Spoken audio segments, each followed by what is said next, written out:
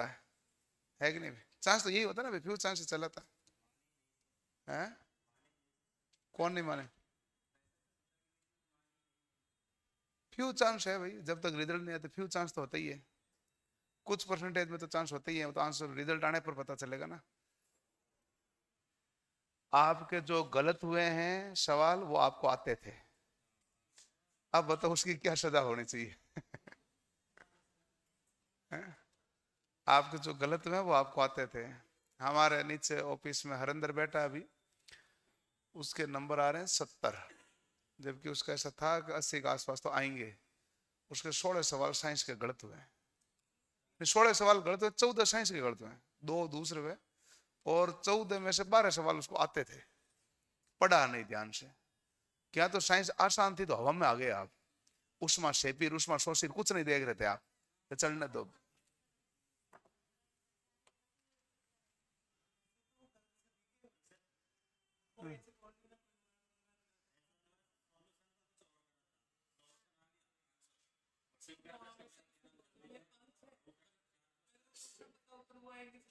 नहीं, ये जो हुआ है, सॉल्यूशन कोई और किया, आंसर कोई और भरा, या फिर आपने जल्दबाजी में पढ़ने वाली गलती की है, ये इसको दूर करे बिना तो एलपी में क्या करोगे?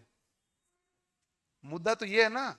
ये तो आप तो वही है वापस ही, एलपी परीक्षा देने जाए, आता वही तो गलत हुआ है।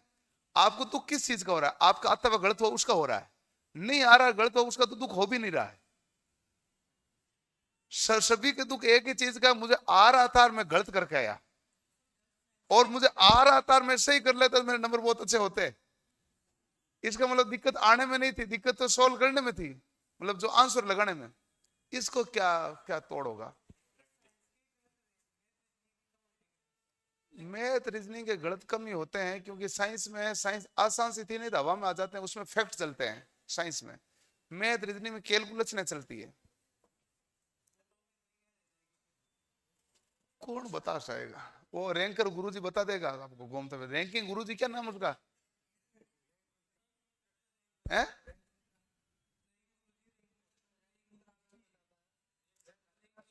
हैं? सरकारी उजल, ये नहीं सुना मैंने। मैंने तो कल परसों एक ये सुना है, रैंक गुरुजी, एक रैंकिंग गुरुजी है कोई। हाँ,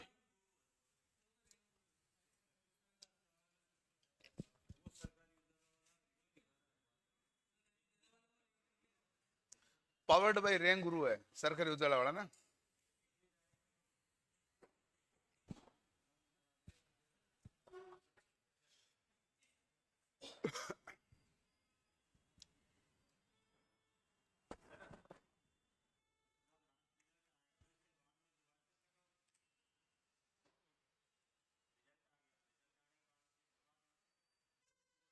सवाल क्या, मैं समझा नहीं।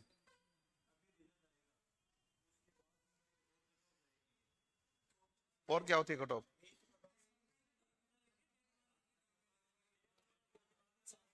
रेलवे सामान्यतः 1.5 गुना को बुलाता है, डीवी करवाता है, फिर पैनल जारी करता रहता है। सामान्यतः 1.5 गुना को बुलाता है। इस 1/1 दिया क्या?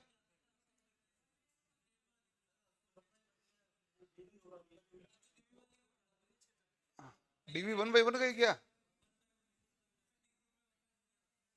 तो बाद में उसके पैनल आते रहते हैं, फिर ये पैनल बाद में कैसे आते हैं? डीवी कराने के लिए आते हैं। ठीक, उसके बाद जिस बच्चे ने ज्वाइन नहीं की वो सीट खाली ली उसका। अच्छा, अब कुछ नहीं है, वो वही मामला है फिर। पहले क्या होता था कि 1.5 गुना बुला लेते थे, डीवी सबकी कर लेते थे, 1 गुना को बुलाते ज्वाइनिंग देते थे, और जो ज्वाइन नहीं करते आगे पैनल निकालते, तुम आ जाओ, तुम उधर चले जाओ, तुम उधर चले जाओ, ऐसे सीधे। अब उनको बुलाते हैं कि पहले तुम डीवी करो फिर जाओ, ये वाला मामला। अब 1 गुना है तो 1 गुना ही करेंगे।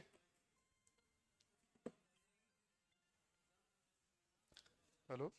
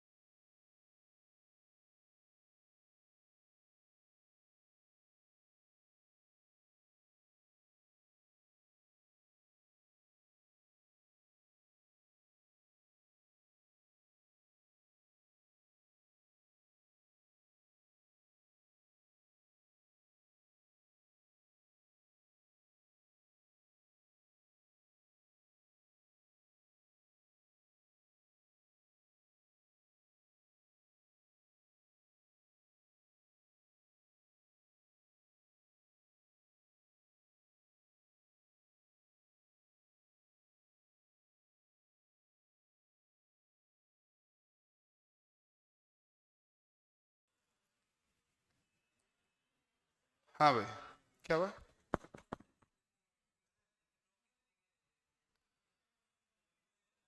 कट ऑफ देखो भाई, आवाज कम कर दे तुम। कट ऑफ तो है, कट ऑफ है लगभग 70 के नंबर के आसपास की उम्मीद है। उम्मीद ही है, मैं तो ये बताऊं, अब तो कौन कैसे बता सकता है। ऐसे मेरे पास आज, पिछली बार मेरे पास पड़ा हुआ बच्चा था, और वो दो दोस्त आए थे। एक का सिलेक्शन हो गया था, एक कोई उसके नंबर बड़े नहीं थे उसमें, नॉर्मलाइजेशन में वो रह गया था। अब फिर उसने कहा क्या करूं, मैंने कहा वेल्डर में आईटीआई कर ले, बैठा है अभी। उसने वेल्डर में आईटीआई की, इलेक्ट्रिशियन पहले था, वेल्डर में और कर ली। उसके नंबर आ रहे हैं 77। उसका फिर वेल्डर का नहीं होगा तो किसका होगा 77, बताओ। वेल्डर का ही नहीं होगा 77 में किसका होगा? और वो भी फॉर्म भरा जम्मू से। हैं? इसको सही कम कर दे तू, एक बार में समझ जा तू। कितने कम रह गए? हैं?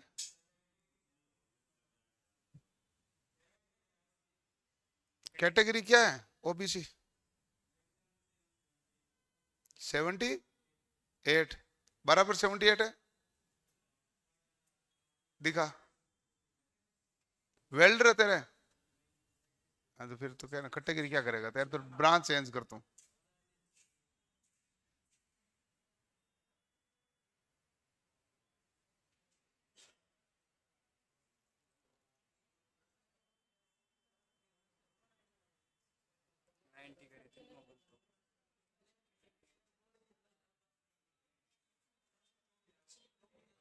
78 है ना? ओ, हाँ।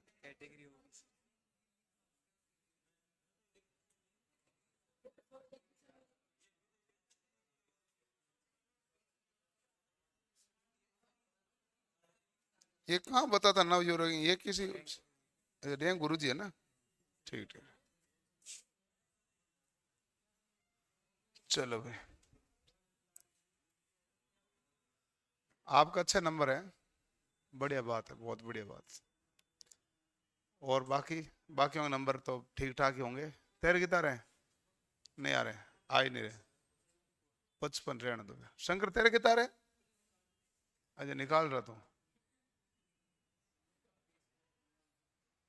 चलो भाई। हैं? Electrician OBC 83 number. इसीलिए कहता हूँ पता नहीं चलेगा।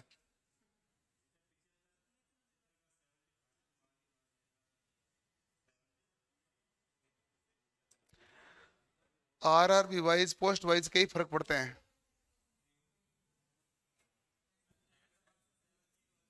हैं? अब बता, पता नहीं चलेगा भाई इसमें, थोड़ी थोड़ी सीटें। हम अगला चैप्टर पढ़ना शुरू करते हैं, और जो हम अगला चैप्टर पढ़ना चाहते हैं उसका नाम है electrical appliances.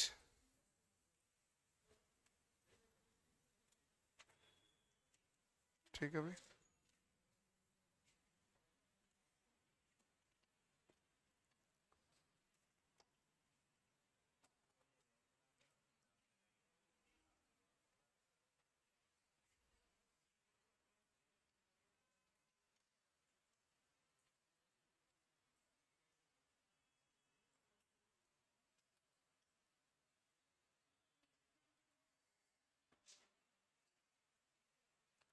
Electrical appliances, electric appliances.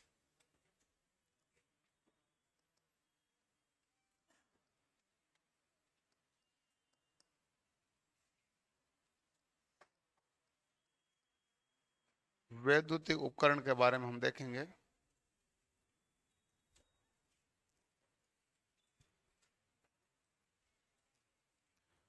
ठीक है भाई।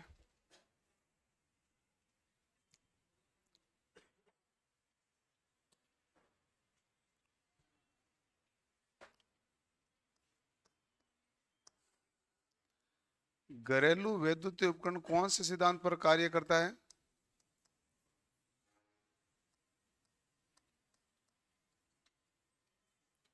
उसमें सिद्धांत पर कार्य करता है।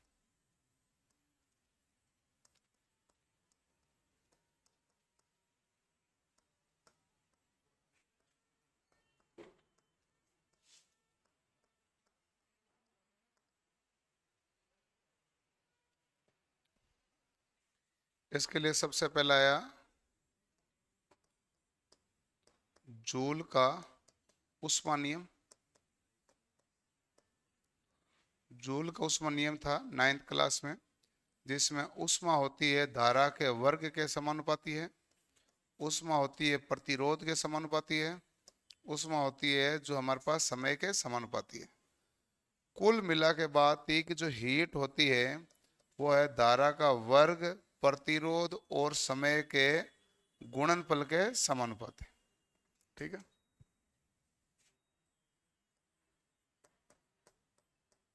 धारा का वर्ग,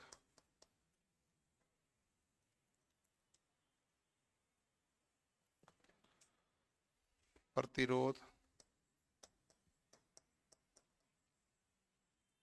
और समय।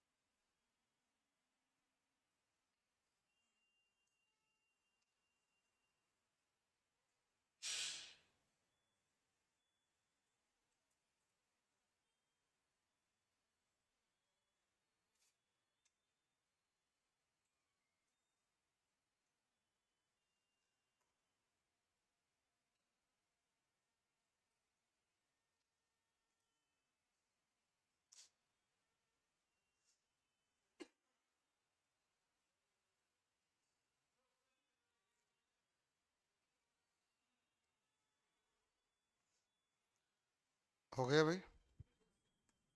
ठीक है। हमारे पास यहाँ जो हमारे पास मात्रक आएगा वो क्या आएगा भाई? जूल। इसमें हमारे पास मात्रक क्या बनेगा? जूल। केल्विन में नहीं बनेगा, किस में बनेगा भाई? उष्मा का जूल में बनेगा, क्योंकि ऐसे मात्रक है। धारा का ऐसे मात्रक ओम है, प्रतिरोध का क्या होता है भाई? सॉरी, धारा का एम्पियर है, प्रतिरोध का ओम है, और समय का क्या है? सेकंड। इससे हमारे पास ऐसे मात्रक इसका क्या बनेगा? जूल। ठीक है। और आप वैसे तो आप जानते हैं एक जूल है उसको केल्विन में बदलना है तो 0.24 केल्विन हो गया, और यदि आपको केल्विन को जूल में बदलना भी हो तो आपके पास कितना आ गया भाई? 4.186 जूल। ये बन गया। आंसर की में ज्यादा गड़बड़ तो नहीं थी अभी से उसमें, इसमें कि त्रुटि आई थी? हैं? अच्छा, कैलोरी कैलोरी थी? नहीं, मैं भी गड़बड़ कर गया। कैलोरी कैलोरी थी भाई।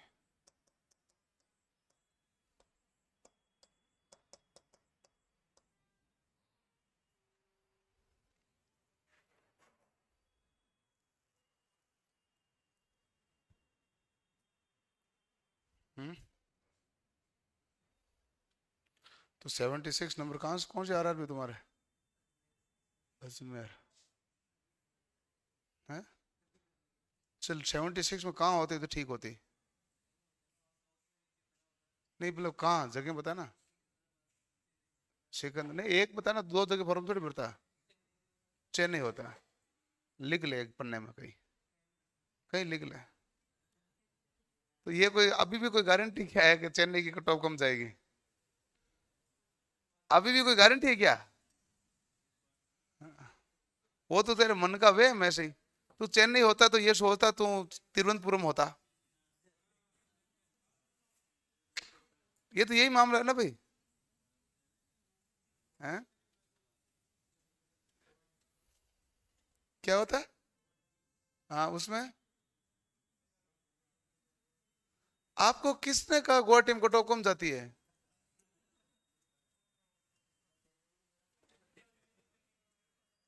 कोई कम नहीं जाती है। ठीक है भाई। गुवाहाटी में आपका नंबर कहाँ तक आएगा? उसके बीच में देखो पूरा कलकत्ता वाले बच्चे पढ़ रहे हैं, बिहार वाले पढ़ रहे हैं, यूपी वाले पढ़ रहे हैं, इतना बॉर्डर क्रॉस करके कहाँ जाओगे तुम?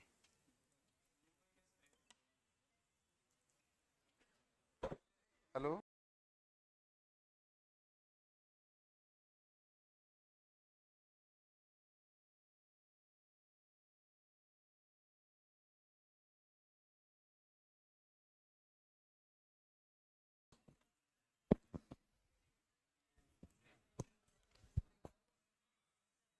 हाँ भाई। क्या हुआ? कितने आ रहे हैं? 79.33 यानी अच्छे नंबर है ये। फिर आंखें लाल कैसे हो रखी तुम्हें? तेरे किस चीज का डर है यार? ये एक मिनट में। अब हमारे पास आता उसमें एक तंतु।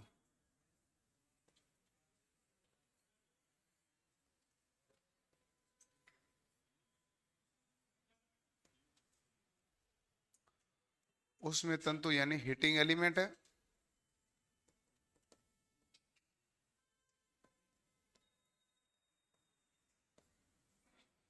हीटिंग एलिमेंट के रूप में किसको काम लेते हो? नाइक्रोम को। नाइक्रोम क्या होता है भाई? Nickel plus chromium. इसे हम क्या कहते हैं? नाइक्रोम। ठीक है।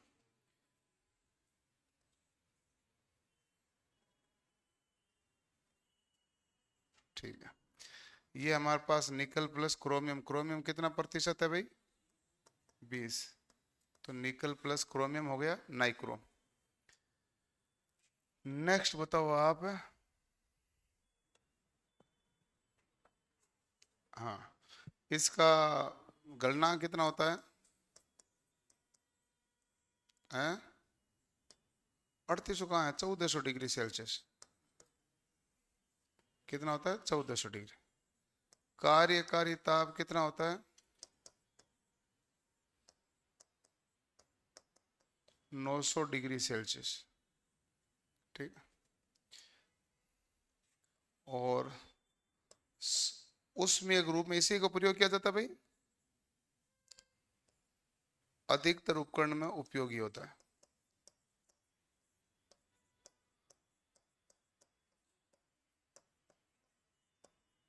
अधिकतर उपकरण उपयोगी कौन से उपकरण में नाम बताते जाओ। हीटर में, गीजर में है। Heater, geyser, press, Emerson road. बताते जाओ। Toaster, oven. ठीक है ना? ये इलेक्ट्रिक इंक्यूबेटर उन सब में काम में लिया जाता है। ठीक है। इसको काम में लेने का आजकल है ना, एक और है जो हीटिंग एलिमेंट के रूप में काम में लेने लग गए, वह कंथाल। ये भी आजकल प्रयोग में लिया जाने लगा। ओके। इसमें ऑक्सीकरण की क्रिया नहीं होती है। ऑक्सीकरण से बचाव। इसको क्यों काम में लेते हैं? ऑक्सीकरण से बचाव। प्रतिरोध क्या होता है भाई? उच्च। ऑक्सीकरण से बचाव ऐसा नहीं है गर्म होने पर सफेद परत नहीं बनती है। नहीं तो क्या होता है भाई? कोई भी हीटिंग एलिमेंट है, कोई गर्म होगा तो सफेद परत बना देगा, ऑक्सीजन के साथ क्रिया कर देगा। इसमें ऑक्सीकरण से क्रिया नहीं होती।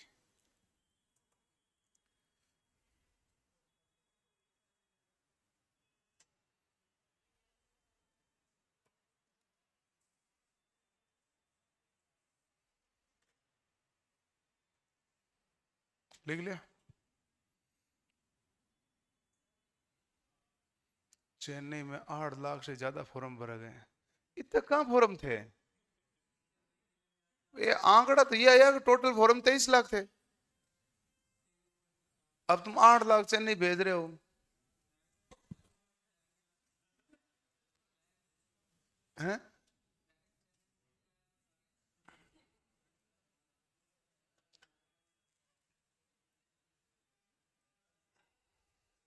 लिख लिया। ओके। यदि, आवाज मत करो भाई, आपका थोड़ा पढ़ने में मन कम ही लग रहा है। पढ़ना पड़ेगा। आपको ये पता चल गया होगा। पढ़ना पड़ेगा, उससे ज्यादा ये पता चल रहा होगा कि टेस्ट बहुत ईमानदारी से देना है, क्योंकि आते हुए सवाल ही गलत हो रहे हैं।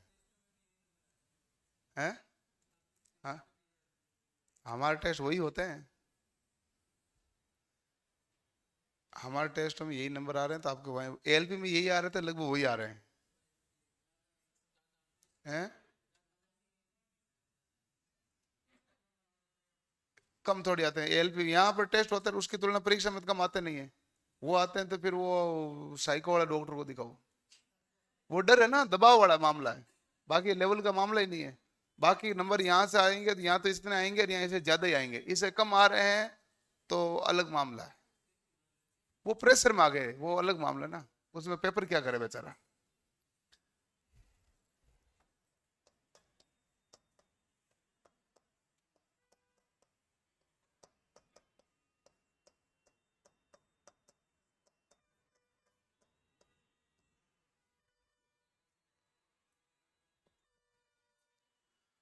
.00017 प्रति डिग्री सेल्सियस।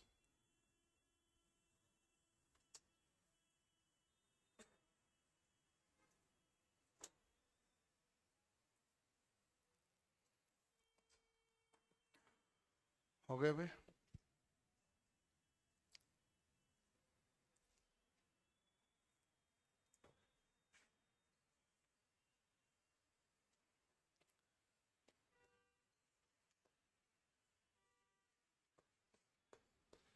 एक हीटिंग एलिमेंट को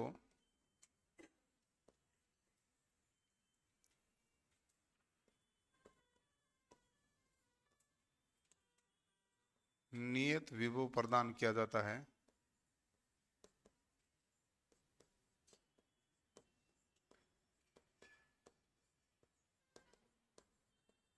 तथा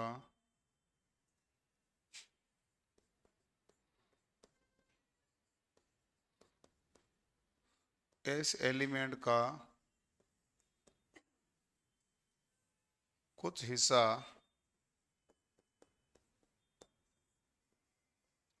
टूट जाने पर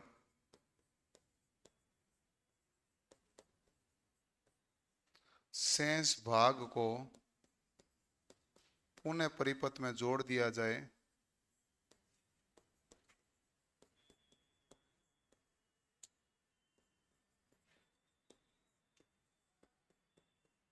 तो शेष भाग को पुनः परि से टूट जाए तो शेष भाग को पुनः परिपथ में जोड़ दिया जाए तो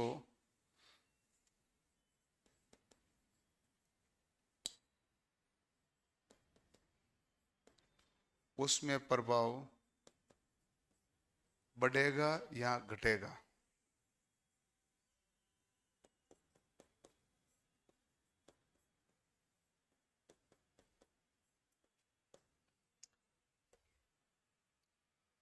उसके बाद एलिमेंट ज्यादा ऊष्मा प्रदान करेगा कि कम करेगा, मुझे नहीं पता, सवाल है ये।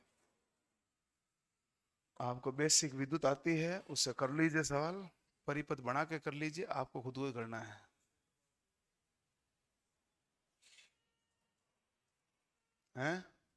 विवो नियत रहेगा, विवो नहीं बदलेगा।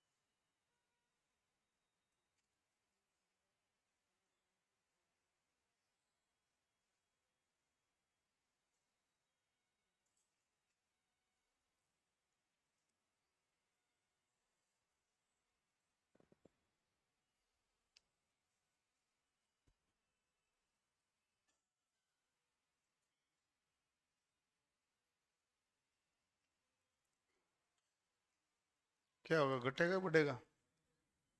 बढ़ेगा या घटेगा, जो भी हो कैलकुलेशन करके दिखाना मुझे। मैं कैलकुलेट मांगूंगा, ऐसे तुका थोड़ी मांगूंगा भाई, घटेगा या बढ़ेगा कैलकुलेशन से आया होगा आपके। ऐसे तो कैसे पता चला आपको घटा के बढ़ा? पता कैसे चला, ये तो मैं पूछूंगा ही, और क्या पूछूंगा आपसे?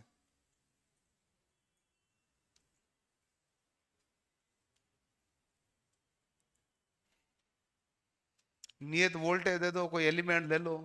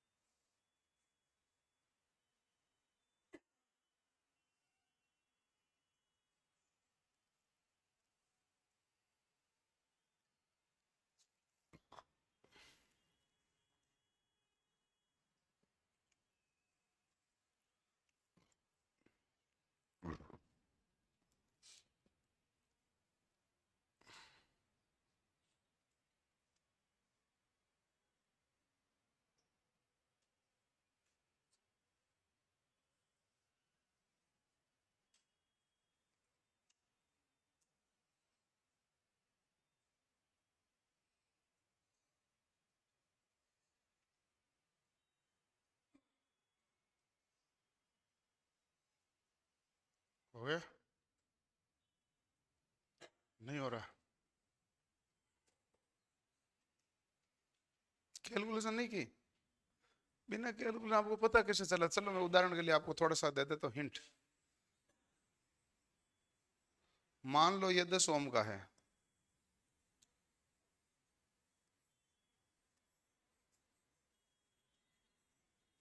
मान लो ये कितना ओम का है? 10 ओम का।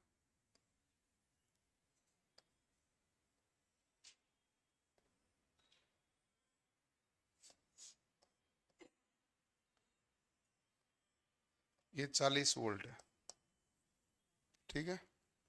बताओ धारा कितनी बहेगी? 4 एम्पियर। तो बताओ उसमें एच क्या आ जाएगी भाई? आई स्क्वायर आर टी, आई स्क्वायर आर टी। टी तो नहीं दिया तो एक ही लेना है आपको। 4 का स्क्वायर इंटू 10 कितना है भाई? 160 क्या है? जूल। ठीक। अब हीटिंग एलिमेंट क्या हो गया? टूट गया। टूट गया तो कुछ हिस्सा टूटेगा तो प्रतिरोध क्या हो जाएगा? कम। प्रतिरोध कम हो जाएगा, वोल्टेज क्या रहेगा भाई? नियत। तो ये कितना वोल्ट है? 40। अब आपके पास धारा क्या हो जाएगी? धारा हो जाएगी 5 एम्पीयर। तो एच बराबर क्या आ जाएगा भाई? आई स्क्वायर आर टी बराबर 5 का स्क्वायर गुणा 8। 25 इंटू 8 कितना हो गया? 200। 200। बताओ क्या हुआ भाई? बढ़ेगा। तो घटेगा या बढ़ेगा? बढ़ेगा। कब? जब वोल्टेज नियत हो। वोल्टेज नियत हो तब क्या होगा? बढ़ेगा। हीटिंग एलिमेंट आपकी पूरा है तो वो निश्चित उसमें दे रहा है। यदि आपका हीटर की जो वायर है बीच में टूट गया और आपने आधे भाग को जोड़ा तो आधा भाग उसमें क्या देगा? ज्यादा। दे रहा कि नहीं दे रहा?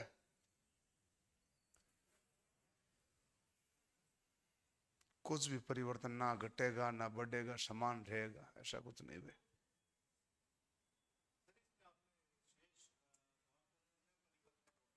है शेष भाग को पुनः परिपथ में जोड़ दिया जाता है। शेष भाग मतलब है कि इसके हीटिंग एलिमेंट का कुछ भाग टूटा, यही कहा ना?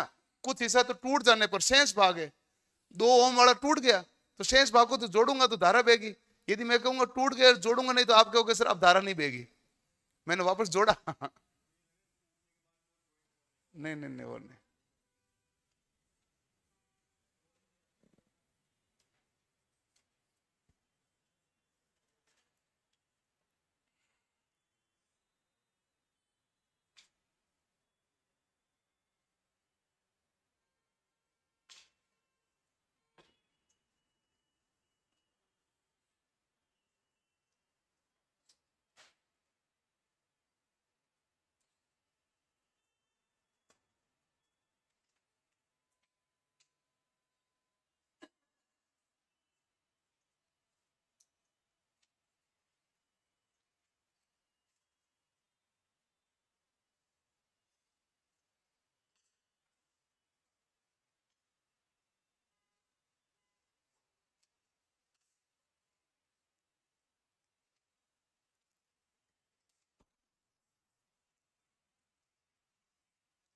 हो गया भाई?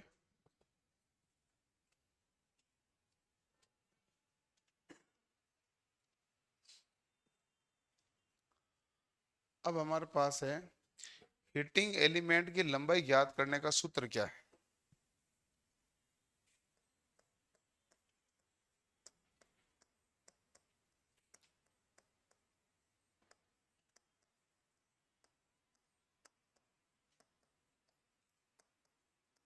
कि भाई आपको हीटिंग एलिमेंट कितना लंबा लेना चाहिए, तो आप इस पर ही करोगे ना भाई कि हमें कुल प्रतिरोध चाहिए कितना?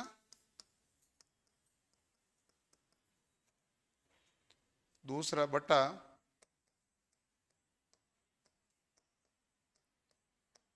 प्रति इकाई लंबाई का प्रतिरोध। आप कहोगे सर मुझे चाहिए टोटल 100 ओम। मैं कहूंगा 1 मीटर का कितना होता है भाई प्रतिरोध? आप कहेंगे 20 ओम। तो बताओ टोटल कितना मीटर चाहिएगा? 5 मीटर। मामला यही हुआ कि नहीं हुआ? क्यों भाई? आपको हीटिंग एलिमेंट कितना लंबा लगाना है तो मैं कहूंगा कुल प्रतिरोध अपन को कितना चाहिए? परिपथ में प्रतिरोध के अकॉर्डिंग कैलकुलेशन होगी।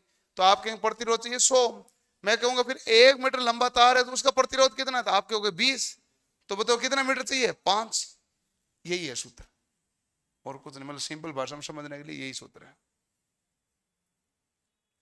धारा का मान कैसे बढ़ा समझ में नहीं आया, इसके लिए फिर बहुत टाइम लगेगा भाई।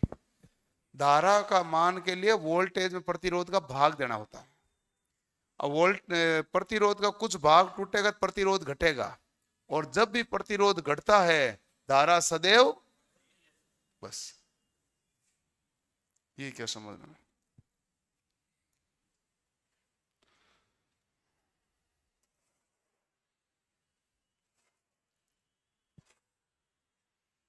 देख ली शंकर, नंबर नहीं देखे, फेल हो गया तुम। कितने नंबर आए, 60 आए।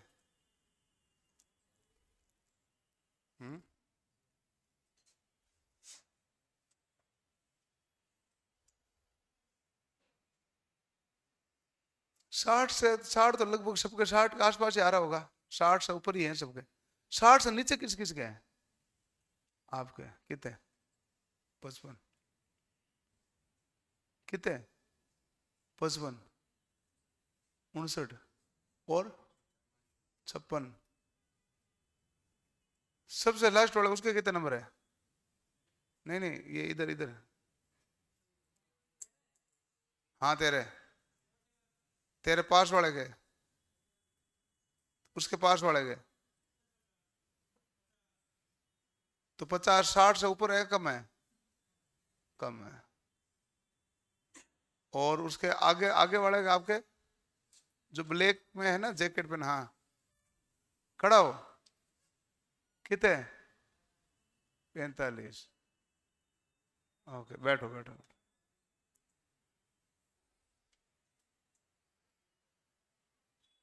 तो तेरे कितना है, 47। मैं ये क्यों पूछ रहा हूं,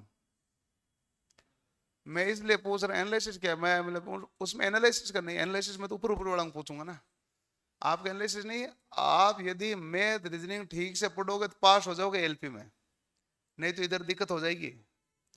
आपकी दिक्कत ट्रेड है ही नहीं, आपकी दिक्कत तो पहले वाला घर ही बैठा है, मैथ ही स्टार्टिंग वाला ही, जिसके नंबर हैं। मैथ कितने नंबर की आई,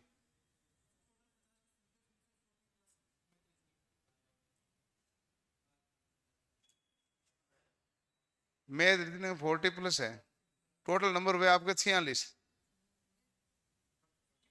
अच्छा आपके 55 है, नहीं नहीं वो 46 वाला उनके क्या है, उनके में तो 46 45 क्या सबके मैथ ही है कमजोर, रीजनिंग। आपको फिर दिक्कत होगी, फिर बाद में मैथ रीजनिंग काटने नंबर कटेंगे, मैथ रीजनिंग आगे और है अपने। जीके के सवाल किस किस के सही हुए, जिसके 3 से ज्यादा सही हुआ है, एक आप हो, 2 3, 3 जने हो, कितने सही हुए जीके में, शायद है। और तुम्हारे 5 सही है। तो तुमने करंट अफेयर बहुत पढ़ी थी क्या, अच्छा।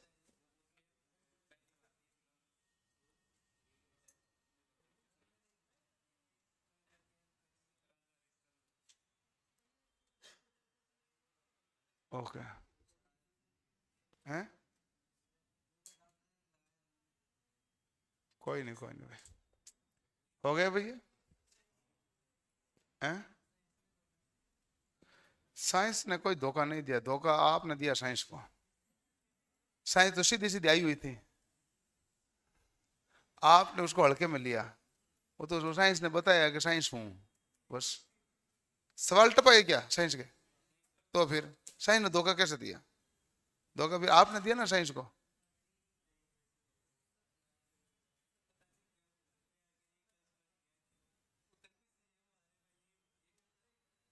हैं,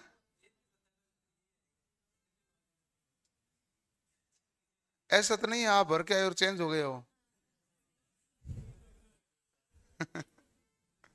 आपके साथ चाल चल रही हो किसी ने, क्योंकि सबके गलत साइंस में चल रहे हैं। सबको दुख साइंस को लेके ही है।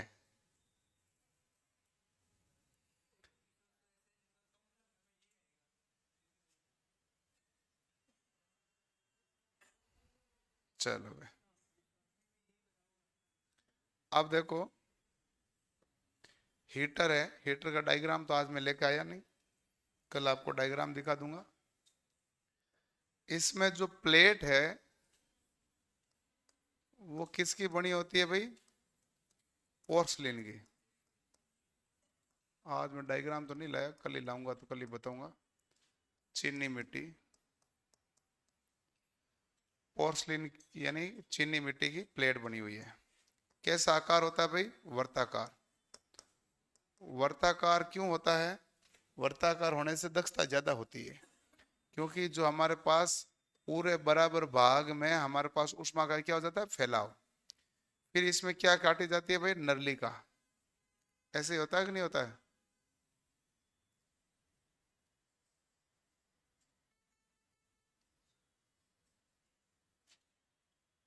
ऐसे होता है। इससे क्या होगा? पूरे में ऊष्मा क्या रहती है? बराबर रहती है। तो इसलिए आकार कैसे बनाया जाता है? वर्ताकार बनाया जाता है। और जो हमारे पास इसकी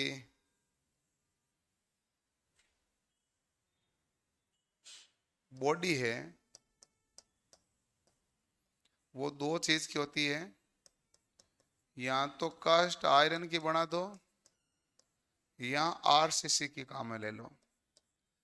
कास्ट आयरन है तो बॉडी को क्या करना चाहिए? अर्थिंग करना अनिवार्य है।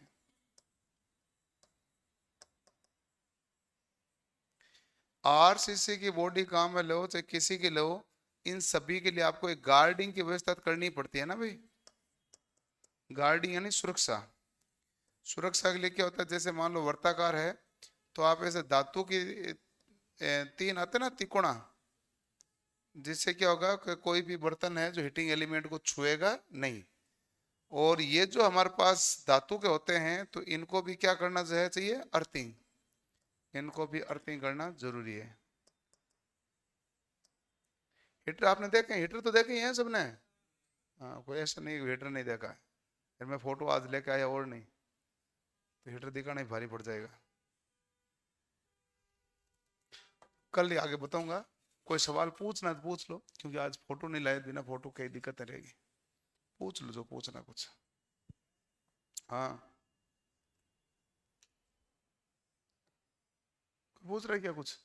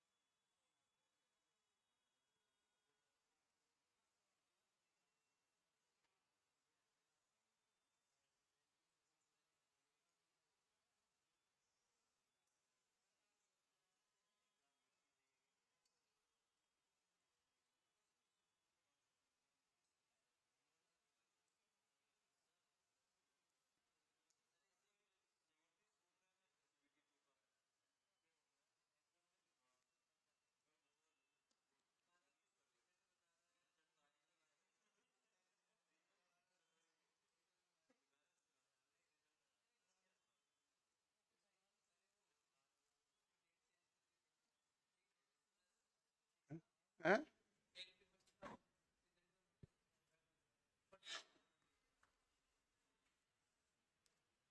घूम ही रहा होगा, मेरे पास नहीं आया वो।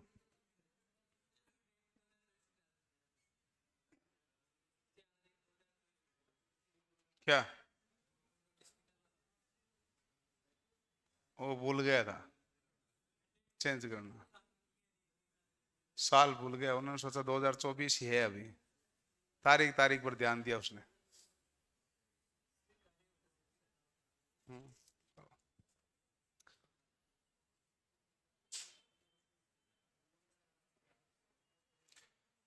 6 नंबर। 30 किलोमीटर प्रति घंटा वेग से चलने वाली ट्रेन 5200 जूल की गतिज ऊर्जा होती है। जब ट्रेन का वेग 60 किलोमीटर प्रति घंटा तक बढ़ जाता है तो किए जाने वाला कार्य क्या होगा? देखो, वेग बढ़ जाता है तो कार्य है ना, वेग दुगुना हो रहा है तो कार्य 4 गुना हो जाएगा। 5200 का 4 गुना कितना हो जाता है भाई?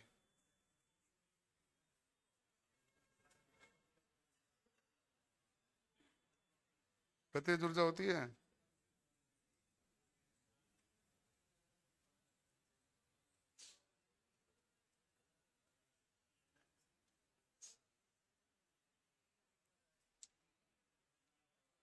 आपके उत्तर आया होगा 15,600, एक जीरो एक्स्ट्रा लगा हुआ होगा। नहीं तो वो तो टोटल कार्य होगा ना। ट्रेन का वेग 20 किलोमीटर 60 किलोमीटर तक प्रति सेकंड तक बढ़ बढ़ जाने के लिए कार्य कितना हुआ? 15,600 ही हुआ। 20 में से 500 घटोगे नहीं? हाँ, जीरो एक्स्ट्रा है। फिर 30 किलोमीटर से स्पीड 60 किलोमीटर हो गई तो 4 गुना हो गया। पहले एक था तो अब कितना हो गया? 4 बढ़ा कितना? 3। तो 5200 का 3 गुना कर लो।